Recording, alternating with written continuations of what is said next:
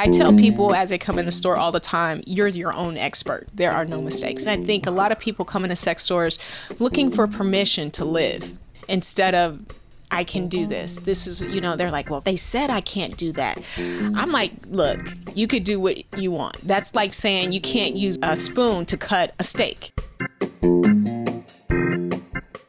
I'm Eric Newton, and this is Together, the podcast where we explore the truth about human relationships. As a divorce lawyer, I saw thousands of couples break up firsthand. These days, I'm not so interested in breaking couples up, nor in keeping them together. I'm interested in what our relationships can teach us about ourselves and the world that we live in. So on this show, we have honest conversations with real people about real relationships.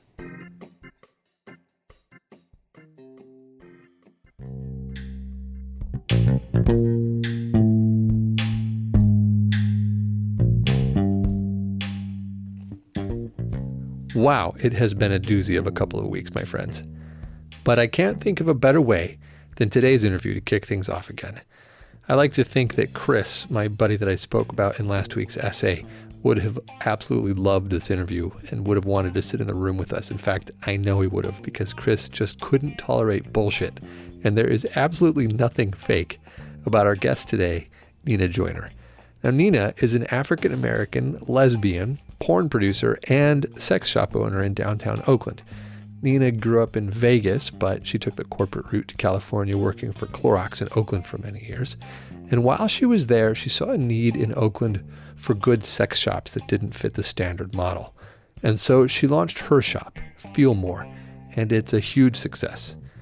Now, our conversation today ranges all over the sex universe, from the topics of impotence to getting on your knees in church and in sex, to whether lesbians are the new gay men, to, of course, toys and pornography. So let's get right to it. I give you my interview with Nenna Joiner.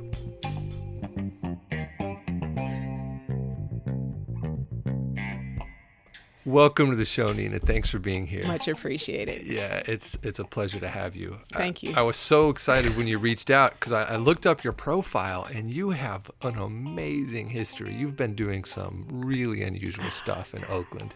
Yeah. So, all right. So now I only know the overview.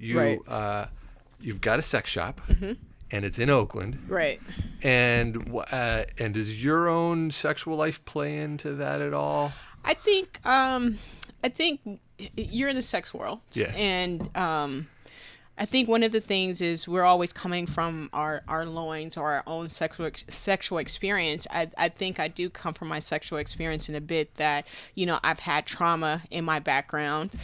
Not so much that I talk about, I'm kind of healed from that, but that I think that people, when they're faced with trauma around sex and sexual lifestyle, they kind of do the Heisman and kind of push it to the side instead of building it in their life in a positive way. And I think that the way that I'm presenting Feel More, it's more than just sex. It's not just about connecting with a person on a physical level. It's also a spiritual and a mental level. And I think that there are other ways versus just a body. Well, that seems like a huge insight. But what I'm curious about is did you come to that before you got into the business? Yes. So what happened that made you realize that? The realization for me came about because there were so many sex stores.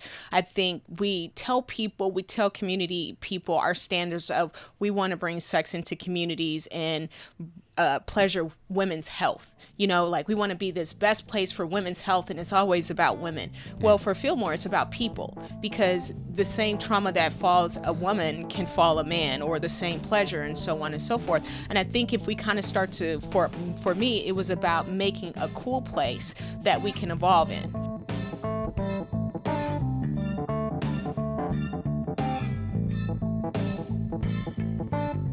There is this way that we all think we're supposed to be sexually, and I don't know where it comes from. Culture, I suppose. Maybe porn, maybe cinema, who knows?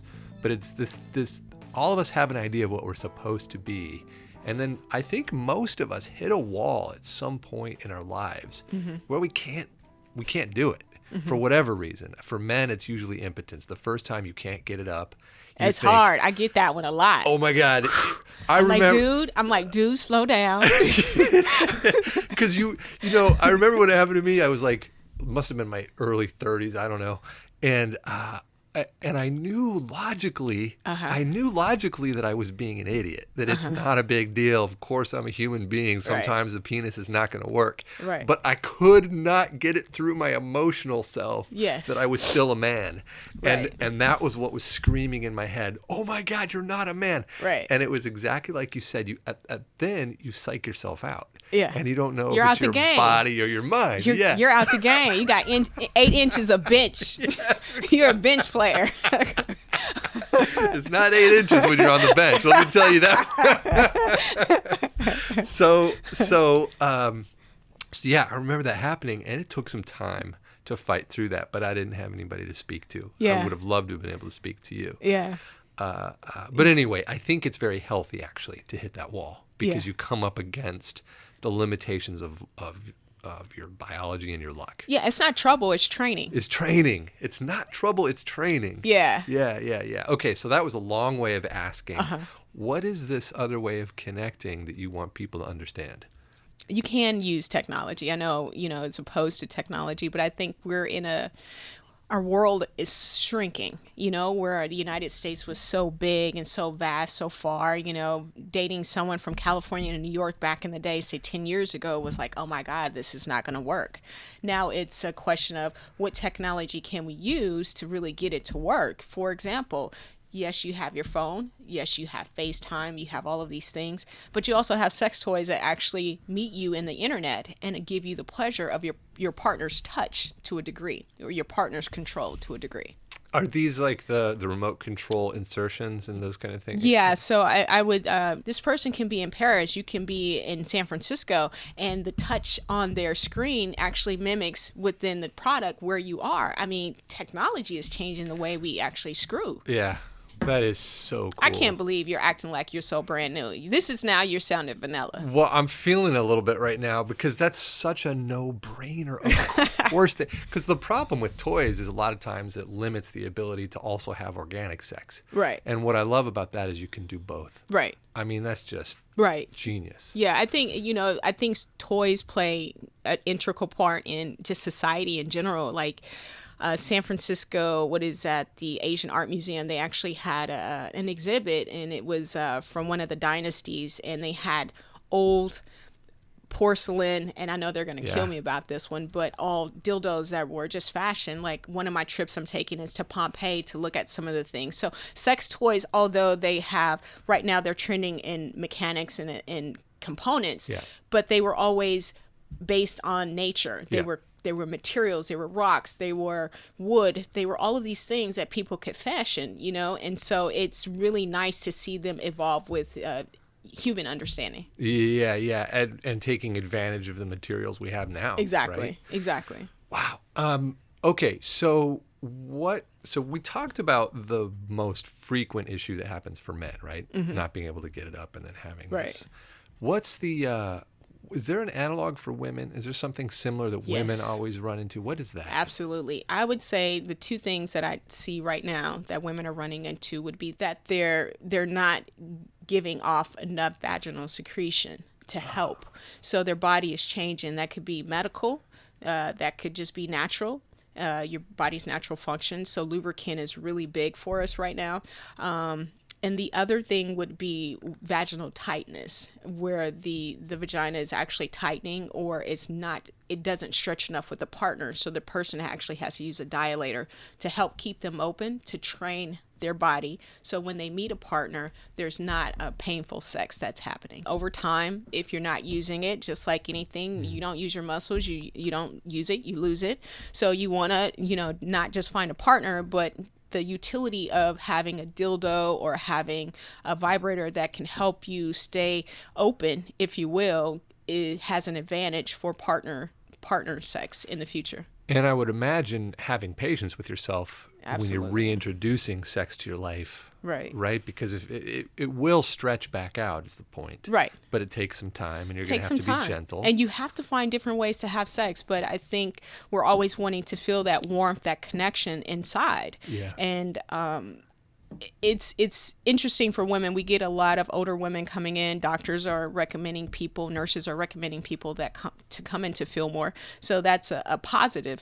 But it's also letting them know that we're continuing to train ourselves and talk to our community and find out not just what the symptoms are, what it looks like, but also, how we can help them to think about it. I think that's not just thinking about what product we can sell them, but how we can have them think about it, because then they can talk to their partners about it it's like role playing. They can talk to us about it, and they can talk to their partners about it. After they've practiced it with After you they and practice. kind of learned some Absolutely. of the issues. Yeah. So we've talked, I think we've been focusing more on single people or people who are reintroducing themselves to sexuality. What are you seeing happening with couples? I would say with couples, things happen, like job changes. With how hard we're working these days as Americans, or just people in the United States, that a lot of people are feeling overworked, and a lot of people are stressed. And so that those stressors actually show up in sex for them. And a lot of times, like, it's more than just sex. Sex is not going to keep you with a partner. So you think about having your finances together. Are the kids okay? Are your parents aging? I mean, I think when you really have some great sex, you're probably about our age. Okay. So I'm just say that right there. So your audience, I'm going to say, is about that age. So we're probably having some great sex, but that's also the evolution of life where our parents may be aging. With gentrification or housing changes that are coming across the country. Yeah, you can buy a house, but you can't buy a house, and you're tired of renting. And now your parents are aging, and nursing homes are too expensive. You get what I'm saying? Like, that's a lot. Yeah. That's a lot. Yeah. Healthcare, you can't afford a healthcare. That's a lot. That's a lot for people to come home, close the door, and want to take off their clothes. Can I say, and just be fucked? Yeah. You know what I mean? You're like, I got to do this stuff over here. I'm sorry. my mind's not there. Yeah. And then what are you to do? I mean, in that situation, what do you do? Right. I think that's where listening comes in, and that can be a big foreplay in relationships. I'm thinking about, when we're in a normal relationship. You're just trucking along. You're in love. You know you're in love. You want to be in this relationship. Absolutely. But as you said, you've got mortgage payments. You're thinking about your career. You've got all the stuff going on, and you come home and you don't necessarily want to take off your clothes. And right. Because you've got to make that shift. It's big. There's that shift from I've been trucking along all day, and now I got to switch to intimacy with my partner, and it can be a doozy to get over that hump, so to speak. And I'm really curious about what you're saying about there's a new way to have sex, a new way to create intimacy that can make that easier. Right. It seems like you've got some insights into how to actually do it. To do it, who knows how to do it? You know what I mean? I think that's the biggest. Amen. That's the biggest stressor. No one has the answers. Well, does it even matter? I mean, no. We talk about this a lot, like No. it matters, and it's a big thing in the media. Oh, we got to talk about sex and how to have it better, but it doesn't actually matter. No, it doesn't. I don't think it matters. I think it's talking points. But I tell people as they come in the store all the time, you're your own expert. There are no mistakes. Amen. Yeah. There are no mistakes. And I think a lot of people come into sex stores looking for permission to live instead of, I can do this. This is, they're like, well, can I do this with lubricant? They said I can't do that. I'm like, look, here are the tenets. You could do what you want. That's like saying you can't use a spoon to cut a steak. You can use a spoon if you you're in the want to. Philippines, you're going to use a spoon. So it depends on where you are mentally or, geographically. That's a fascinating fucking insight.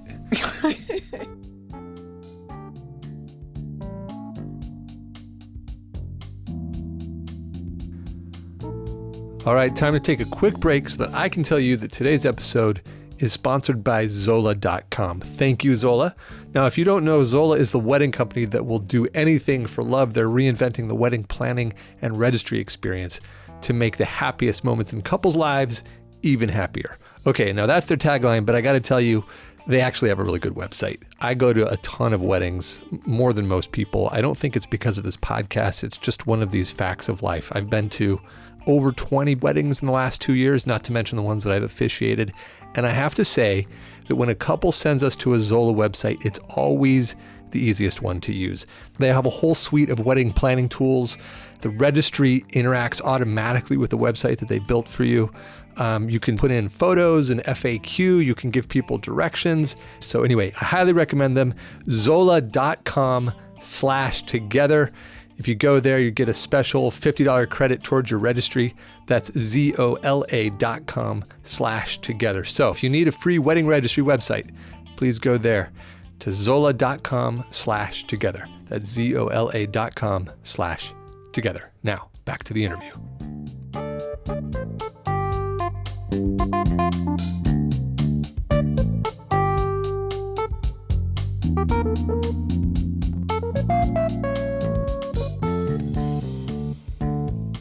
Have you noticed that everybody wants to talk to gay men about their sex problems? Have you ever noticed that phenomenon? Yeah. I've been trying to figure that. Yes. I think lesbians are the new gay men. Everybody wants to talk to lesbians. I think lesbians are the new gay men. And I've wondered why do you think that is? I think it's because we're always around girls. You know what I mean? I'm just going to say me. Like, I go to the porn convention, right? Yeah. I go to the bathroom. It's the best place to see porn stars. It's the best place to see women in the best lighting. So I'm partial because I'm a lesbian. But I think that men are really starting to look towards women to find out how to treat with women. And as opposed to asking their buddies or something? Yeah, as opposed to, because they're not having the best sex. You know. Oh, you mean sexually? Yeah, sexually. Men are looking for. Yes. Yeah, okay. I mean, I think asking the gay man was about. He's more centered around women, that he can talk to the women's experience because of all of his girlfriends are. But his gay sex is just like incredible. It's more. I would say it's probably.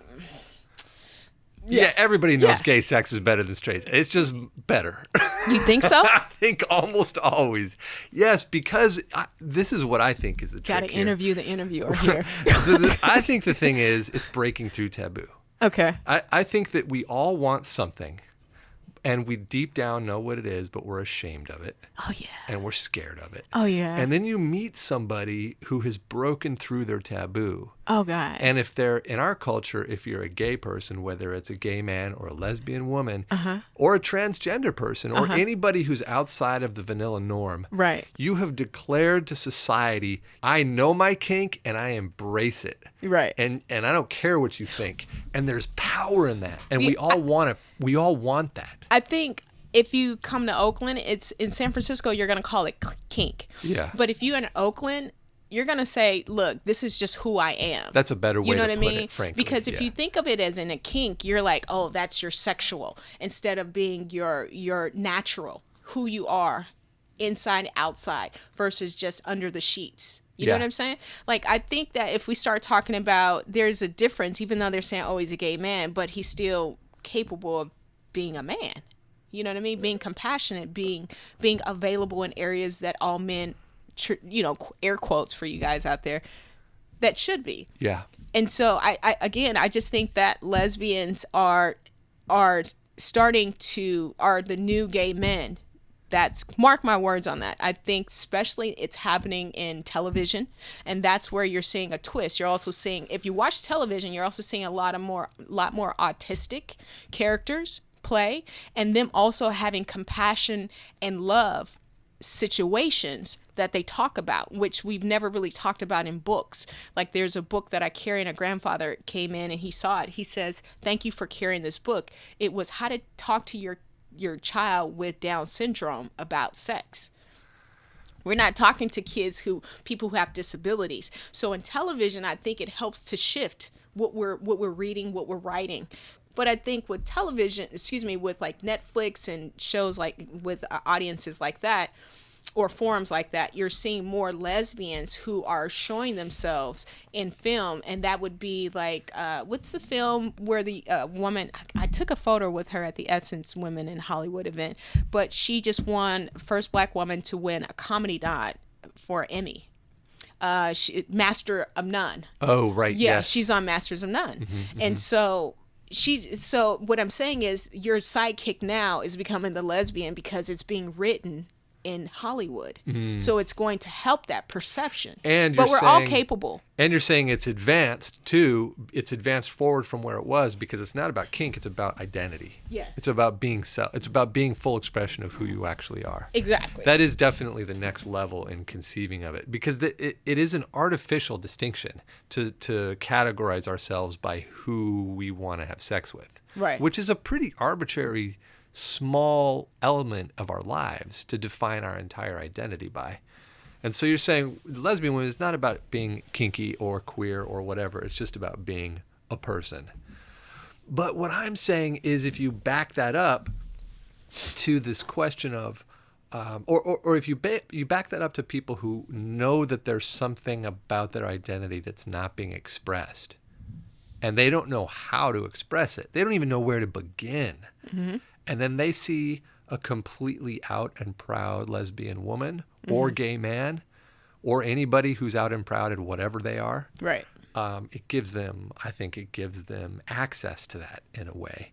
And I think that's the answer to why people walk into a sex shop, for instance, right, for permission to live. Right. And the difference between Oakland and San Francisco, we have, you guys have a area for that outward expression of sexuality. So in Oakland, we don't have that. So you have to walk into a bar and people come through and they're like, hey, where's the queerest bar or where's our gay bar? But when you walk into a sex shop, you're walking into the Ellis Island of the city. For sure. You're walking into a place that transgender, gay, black, straight, it doesn't effing matter who's out there. It doesn't matter.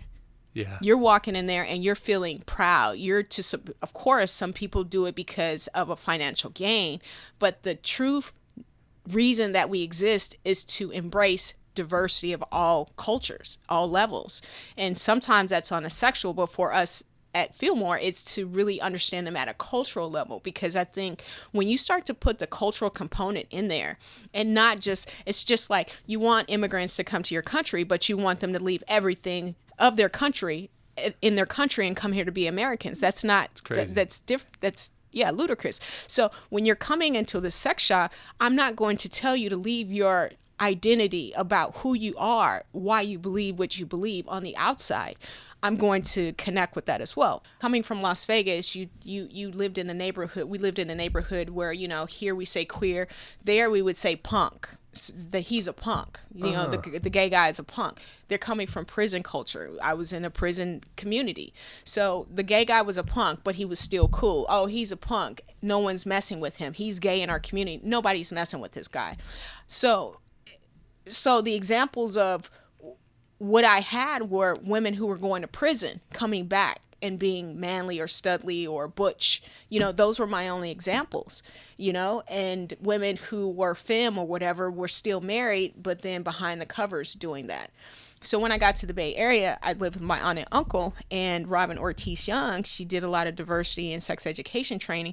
She had a pink triangle on her car. I was like, why do you have that on there? You know what I mean? Because I'm coming and learning about San Francisco and everything. She was like, because it's not about sexual diversity, it's about diversity. You're supporting people, and just because I'm straight, I'm married, obviously married to your uncle, it doesn't mean that I cannot support others and still be who I am.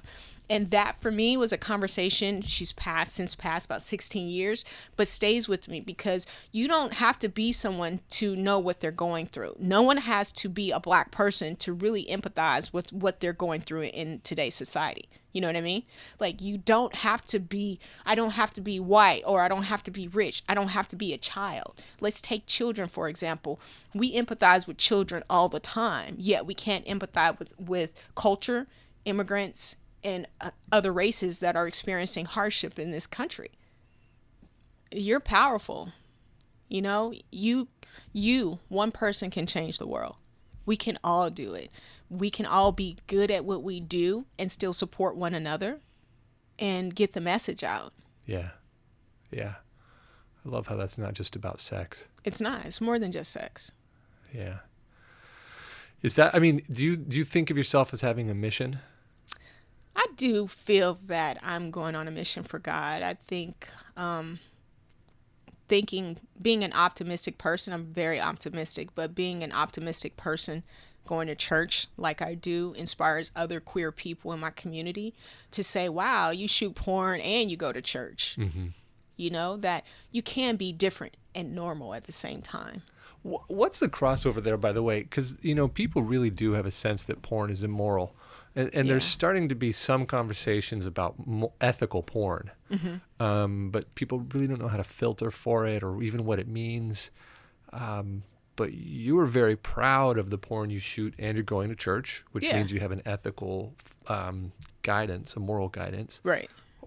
How do those two things come together? I had to pray a lot. I really, really did. I did seek out a minister in one of the churches I was going to for quite some time and talk to her about what I was doing. I really had to get on my knees.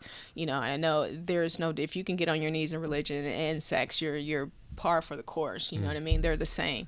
I think that I grew up in a Catholic home, third generation Catholic, and went to Catholic school. And the most I got out of Catholic school was the boys could be, you know, a priest and I couldn't, you know, and I got the gender stuff really early. With ethical porn, I think as long as you can consent in the right mind, not under duress and, you know, alcohol and drugs, that's ethical porn. If that's what you want to do, everyone will say, or most people will say, not everyone, most people will say that, oh, there's no porn out there for me, or I can't find this, or it doesn't exist. There's a lot of porn out there. Yeah, there is. There's a lot of porn out there, and people just don't know how to access it. That's it. There's a lot of porn for every fetish that you either spoken or unspoken fetish. Yeah, if there's a thing, there's porn for it. There's porn for it. Construction porn, there's porn for it. Yeah. Pizza porn, there's porn for it. Yeah. You know? Amen. Yeah. Well, but is there a way to filter? Like if you're really concerned about finding ethical porn and filtering out the non-ethical porn, is there a way to do that? As long as it has 2257 behind it, it's ethical. There's a contract. That's the regulation. That means that person in that film is 18 years or older, and that they're not. We'll call it a Tracy Lord porn, because Tracy Lord rule, because she was 16 when she first did her porn. So you want to make sure that the person is of consenting age. And that is the ethical part of it. And also that the person is doing record keeping. So you can also go back and look at those records to make sure that that person is who they say they are, and also where they live if necessary by law. That is a really clear, bright line distinction. That's it.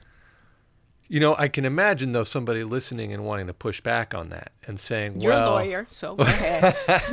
He's like asking for a friend. You're the friend. You're the friend. You know, actually, the real truth is I love porn. I think porn's great. Uh-huh.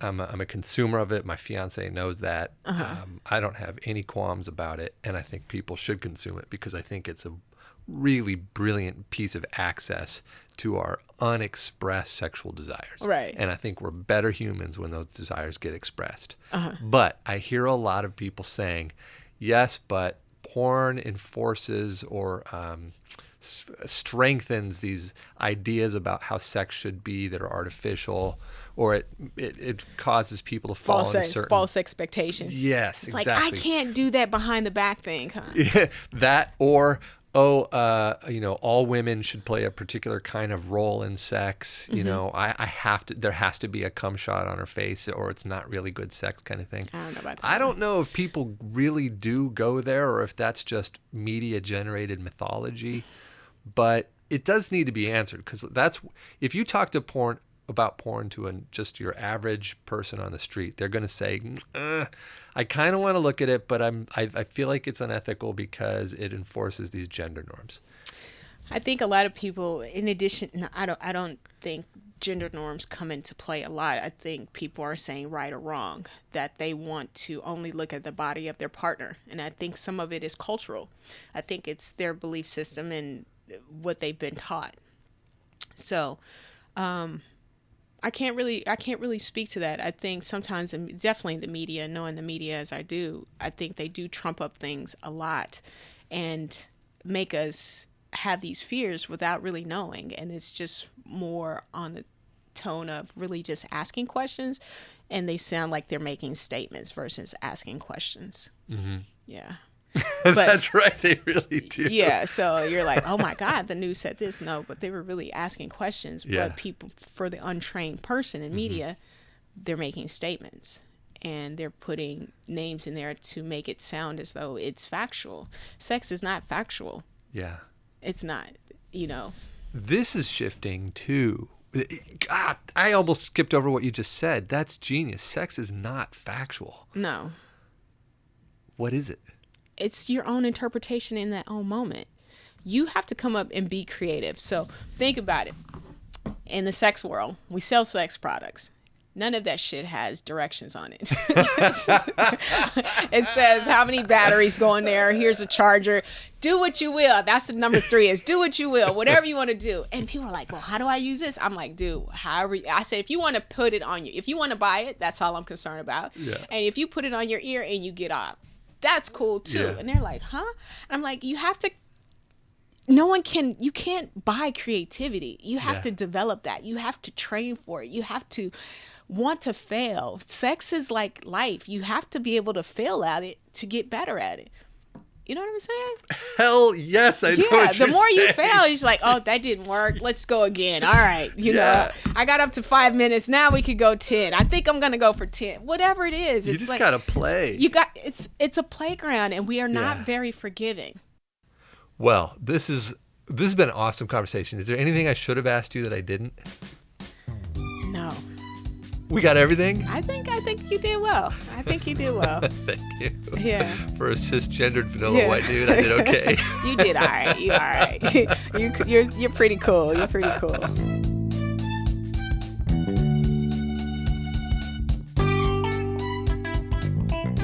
There are so many gems in this interview, but the one that sticks with me the most is when Nenna points out that sex is a playground and that we're not very forgiving, which kind of defeats the point of play. You know, she says that several times during our conversation. Earlier, she points out that nobody has the answer about how to do any of these things right, and it doesn't matter anyway. Sex isn't factual. It's about interpretation. I couldn't agree more with that statement. I've always thought that sex can't possibly be just about the friction on our private parts. It has to be about the meaning that we associate with that friction and with those parts. The good news about that, of course, is that the meaning is up to us, and we get to choose whether or not to be forgiving. If you'd like to find Nenna online or meet her in person, she's often at her shop, Feel More, in Oakland, and you can find their website at feelmore510.com. That's FEELMORE510.com. And don't forget to check out our sponsors for today's episode, Zola.com. Go to Zola.com/together for a $50 credit towards your registry. That's ZOLA.com/together. If you like what you heard on our show today, please subscribe. It's not free to produce the show, even with our sponsorship, and we would absolutely love your support. If you've got any questions or comments, or if you just want to connect, you can find us on social media. Our Facebook page is facebook.com/togethershow. Twitter and Instagram are both at together_show, and you can always email me at host@together.guide. Today's music was provided by Blue Dot Sessions, and you can find their music at sessions.blue. All right, folks, that's all for this week. Talk to you next week. Bye.